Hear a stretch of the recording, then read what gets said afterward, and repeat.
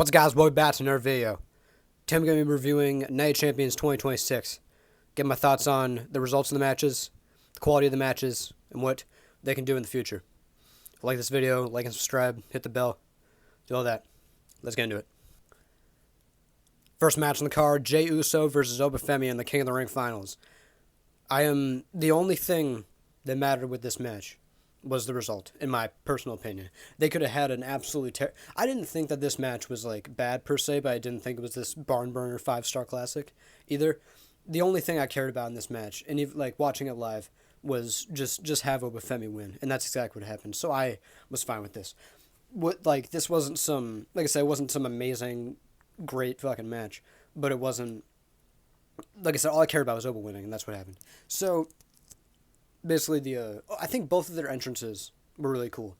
Oba's entrance is great, and the Jay's entrance with the crowd was really good too.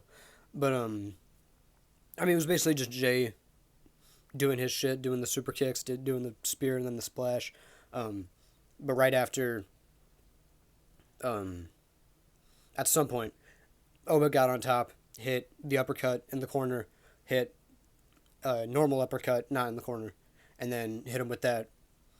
I don't know what that move is, the fucking release back suplex 2 from 2K26.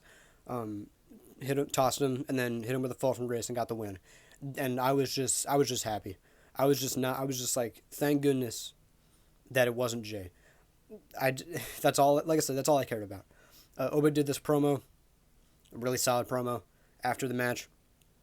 I'm going to assume, especially with what happened in the main event, that this is going to be Obafemi and Roman Reigns at SummerSlam. And also, just to kind of add on, I might have mentioned this in a video before, but I think what they're going to do with Obafemi and Brock Lesnar is Obafemi and Brock on night 1, and it's going to be, if Brock wins, he takes Oba's spot in the main event against Roman Reigns, but if Oba wins, he keeps that spot and he retires Brock Lesnar. Or they just say that Brock's going to retire before the show even happens, and then they just do it for the winner faces Roman Reigns in night 2. I think that's what they're going to do. Because I'm going to assume that Brock and Oba's in Minneapolis, and I think that's going to be on night 1, and then Brock and Roman's on night 2. Brock and Oba and Roman Reigns is on night 2. Overall, though, fine match. I really like the result. Next match on the card, Liv Morgan versus Io Sky in the Queen of the Ring final. The thing I want to talk about with this was the start of the match. Like before the bell, Liv, right before Liv's entrance, Danhausen came out. He was just talking to the crowd, and then Liv Morgan came out, and Liv Morgan was yelling at Danhausen, and then Danhausen cursed Liv Morgan. And that's the thing with this. I was like, they basically spoiled the results of the match before it even happened. And I think it was pretty obvious that Liv was not going to win this. But at least, don't spoil. In kayfabe, the curse is like this real thing that makes people lose matches. We saw it with Dominic Mysterio when he initially did it. And we've seen it with other people, later on. Basically confirming, hey, whoever gets cursed loses their next match, basically. And that's exactly what happened here. I think, and obviously it was to make Liv look good, to where it's just not like, to where it's like the champion losing, and I don't know how to describe it. To make Liv look good because she's the champion, and having her lose in like a normal match would make her look weaker. But I just think that was kind of a weird way to do it. Overall, though, with the match, it was fine. It was a solid match. It wasn't some. I think both of the finals weren't like. I think it was better than Oba and Jay. The entire story with this was, Io Sky had like an injured. She wasn't injured like before the match, but like she had hurt her leg canonically during the match, and then Liv was kind of working that the entire time. Liv did this cool looking springboard code breaker I want to talk about. That was really cool. But Io was kind of selling her leg during the course of the match, and then Io kind of just caught her, got her down, and then hit her with the moonsault and got the win. And did this promo after. It was kind of cool. And then she picked Liv for SummerSlam, which realistically or like logically makes a lot of sense because you just beat her, so may as well just go to SummerSlam and beat her again. I guess that makes sense. I think that what they should have done with Liv Morgan to not make her instead of doing this, should just not put her in the Queen of the Ring tournament in general. That's what I was trying to talk about with making her look a certain way. Not, I don't know. Just don't even put her in the damn tournament if you're gonna have her do the whole thing with Danhausen. But whatever. Got off track there. Overall, I think Io winning was the right decision. Liv should not be in a. She's the champion. She should not have won the tournament to get yourself a title shot. I don't know. I don't think that. Once again, she shouldn't have been in the tournament in the first place. But I think that Io winning was the correct decision. A solid match too. Next match on the card was Braun Breaker versus Seth Rollins in a steel cage. I think this was a fairly, I might say, match of the night. It was really good. Just to talk about, like, there were a lot of spots in this match. The superplex off the top of the cage through a table, that was really cool. Braun Breaker's top rope Frankensteiner onto the chairs, that was cool. But to just talk about the ending, Braun Breaker was trying to escape the cage, and then Seth pulled him out. And by the way, there was like a table set up in the corner. Braun got Seth in that position to spear him into the table, and Seth like avoided it, threw Braun into the table, and then hit him with both a pedigree and a curb stomp, and Braun kicked out. And at that point, I was like, that's pretty cool that they're gonna have him. By the way, at this point, Braun Breaker was completely bloodied. His blood was just all over his face. And it was like, okay, cool, so he's going to kick out, look strong, and then probably win the match. And then Seth went up to the top rope, hit a curb stomp from the top rope, and just beat him. And that was, this is a result that I don't agree with. Because, like, the thing I was going to say, what does this do for anybody? What does Seth Rollins winning do for anybody? And, like, what are we doing with Braun Breaker? I don't understand why Seth Rollins, especially with Obafemi probably going against Roman Reigns, if you wanted to do, if Seth Rollins was facing Roman Reigns at SummerSlam, I guess, sure, have him win this to make him look good going ahead for SummerSlam, but also it's Seth Rollins, who's like a multi-time world champion and stuff. Like, he doesn't, I don't think at this point he needs to look credible. I don't think he needs credibility from the young rising star. If you have that young rising star beat the multi-time world champion and then send him into the main event scene, I think it would be a way better idea. I don't know. Really solid match, but I don't think that the result was right. I honestly don't know what their direction is for either of these two, honestly. I think Braun should have just got the win to put him over and then probably lead him into, the main event scene later on. Next match on the card was Ricky Saints versus Trick Williams for the United States Championship. This was a fine match. I want to talk about this. When you have three matches that are kind of big deals, like the three big matches go on first, and then you kind of just do the two, I guess, the less cared about matches after this, it's kind of going to slow down the match. The crowd was dead silent during this match, and I kind of feel bad. But it was a fine match. Like, there wasn't anything crazy with it. Like, there weren't some crazy spots. There wasn't a title change. I think Ricky did look good in this. I think that the thing where he took the kendo stick, Lil Yachty's kendo stick, hit the steel steps, and then Lil Yachty got thrown out because of that. I thought that was really cool. It did the Eddie Guerrero spot. I thought that was cool. But, it was a fairly simple match. They were just doing shit. Trick Williams hit the trick shot and got the win. It wasn't like some insane match. At the end, though, Lil Yachty came back, hit Ricky with the kendo stick, and then hit the people's elbow on Ricky Saints at the end. Ricky sold the hell out of it. I don't know. I don't know how to describe that. I don't know if it was needed. I was like indifferent is how to describe it. I don't know. It was a fine match. I think that Trick is probably going to be the champion for a longer amount of time. I think even if he faces Melo at SummerSlam, I think he retains there as well. I don't think he's losing the title anytime soon. I think it'd be completely fine to give him a longer title reign, honestly. Fine match. I think the correct winner, too.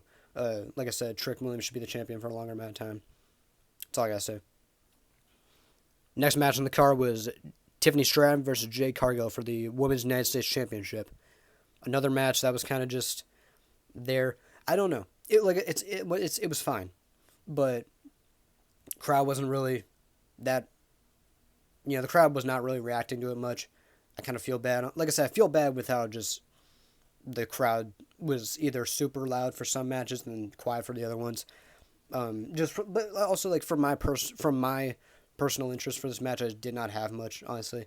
I think Tiffany is good. She's fine, but I don't really care about Jade at all. I don't think her promos are good, like, at all. Just being blunt, I don't think that her actual wrestling is that, like, amazing either. I don't think she's terrible, but I don't think she's like, really, really good. I just don't really have much care for her in general. This ended with B-Fab and Michin getting involved. They were trying to help Jade. Then Chelsea Green showed up from under the ring to beat up on Michin and B-Fab. And then she grabbed the championship, the Women's United States Championship. Jade went on to beat her up, and then Jade had the championship to hit Tiffany with it. By the way, the ref wasn't down. And Charlotte Flair came in, hit Jade with the championship, and then Tiffany hit the prettiest moonsault ever to retain. It was a fine match. Very gimmicky ending with all the interference, but I think this entire thing is going to lead to Jade and Charlotte not for the championship at SummerSlam. And I think they did this to do Tiffany Stratton and Blake Monroe for the Women's United States Championship, hopefully at SummerSlam. I hope that they have some sort of plan with Blake Monroe because she's really good, and they've been doing these vignettes for her for like the past months. Seriously, it's like some Veer Mahan type shit. I hope they do some with her. But overall, it was a fine match. I think the outcome was correct as well. Last match on the card, Sami Zayn versus Cody Rhodes versus Gunther for the WWE Undisputed Championship. This was probably second best match of the night. Second best match of the night. I can't talk. Second best match of the night. And I'll talk about the ending because I'll talk about I have a lot to say about the result. In a positive way, by the way. So basically, the ending was like long as hell, by the way. There's a lot of stuff to talk about. So basically, they were doing shit for like 15 minutes. Sami Zayn had Cody Rhodes on the announce table. Both of the tables were cleared off, like they took the covering off and shit and stuff. Sami went for the package pile driver onto Cody Rhodes onto the announce table. Sami Zayn, Cody Rhodes hit a back body drop on Sami Zayn to toss him into the other announce table. So Sami Zayn went through that, and then Gunther came in outside, hit powerbombed Cody Rhodes onto that announce table, which didn't break. So he just grabbed Cody again and powerbombed him again, and then the table broke. And then Gunther threw Cody back in the ring, put him in the sleeper hold. Cody got out of it, and then Cody got put back into the sleeper hold. And as Cody was about to fade, Sami Zayn was right there to grab his hand to save it. It was like the most heroic looking thing I've ever seen. Sami Zayn, Gunther started, throwing hands, and then Sami caught him with the exploder into the corner. Sami hit the Luva kick, and it was like a pretty solid near fall. Gunther kicked out, and then I might be messing shit up here. Some point, Gunther, hold on. Yeah, okay, so Gunther got back up, had Sami Zayn in the powerbomb position. Cody got the Cody cutter onto Gunther. That put him down for a little bit. Sami Zayn hit Cody with a crossroads, and at some point, Gunther got back up. Sami put Gunther into a sleeper hold, and then Cody got back up at some point. Put Gunther in the crossroads. Put Sami Zayn in the crossroads position, and Sami already had the sleeper hold on him. And then hit like a double crossroads looking thing. Gunther got out of it, And then Cody had Sami Zayn still in the crossroads position, and then Sami Zayn rolled up Cody Rhodes to win the title. 1, 2, 3. It was, for me personally, very shocking. I probably messed like half of that up, by the way. I apologize. Try to explain that. But just talk about the result. I am very happy with this. And to all the people complaining, what have we been asking for with the WWE for the past, basically, ever since Roman won the title, basically? We've been asking for something different and something fresh, especially for the summer. When you look at the two champions right now and what's happening, it's Roman Reigns and the Bloodline still doing stuff. I still think that it's going to be Roman Reigns and the Bloodline doing their stuff even after SummerSlam. I think that, sadly, Opa Femi's not going to win at SummerSlam. But it was going to be Roman Reigns and the Bloodline, which some we've already seen, and Cody Rhodes is the champion, which some we've already seen. And then you get Sami Zayn winning is different. It's something different. It's something new. It's something we've never seen before. How is that a bad thing? I understand his character is not like universally loved right now. I'm still fine with it. I don't know. Here's the thing too with all these winners. Cody Rhodes winning would have been very formulaic. It would have been very simple. It would have been very safe in my opinion. Boring would be the word. And Gunther winning. First of all, with all y'all saying that Gunther should have won, I thought y'all were the same people that were complaining about Gunther, saying he's boring, he's overrated, he can't wrestle, he's awful, he's whatever the hell. So now y'all are fine with him winning the title. Pick a damn side. I don't know. Y'all are switching up every other goddamn minute with him. And Sami Zayn winning is something we've never seen before. Gunther we've seen. He's been world champion multiple times. Sami Zayn's never been the world champion. Like I said, it's something different. And here's the thing with him as champion too. If Cody retained, I would have assumed it would be a Punk or a Randy Orton feud. If Gunther retained, I don't know what they would have done. But Sami Zayn, I have no idea what they're going to do. It might just be a Cody Rhodes feud again, which I don't really want to see. I don't really want to see Cody in the title picture. I want to see Sami Zayn with new people, different faces. I don't know what they're going to do in terms of if Sami Zayn's a heel or a face, because Sami Zayn was a baby face during that match and during that reaction. He was like celebrating with the crowd and stuff. But I don't know if the fans are going to cheer Sami Zayn on SmackDown, especially with the people that don't want to see him. You know, they don't.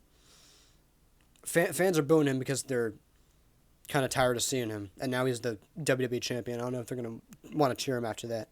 But if you're trying to say that Sami doesn't deserve it, by the way, like that's just fucking stupid. He's been wrestling for 25 years, and this is his first world title since NXT, which was like 11 years ago, and he's been trying to get that world title for 11 years. I'm just talking kayfabe here. It's a damn good moment. I'm happy for him. I'm excited. I'm happy with this. I don't know. So I'll say though, great match, very surprising outcome that I am happy with. Something I will mention too about Sami Zayn winning. I do hope that it is not Sami Zayn wins and we have nothing else to do with him, to do for him. I hope it's not one of those things where they just hot shot book him to where he wins the title and then they just do nothing for him. That is kind of something that we've seen a lot from Triple H's booking, where they just do it for a moment and then they don't do anything else with it. I hope that's not the case here.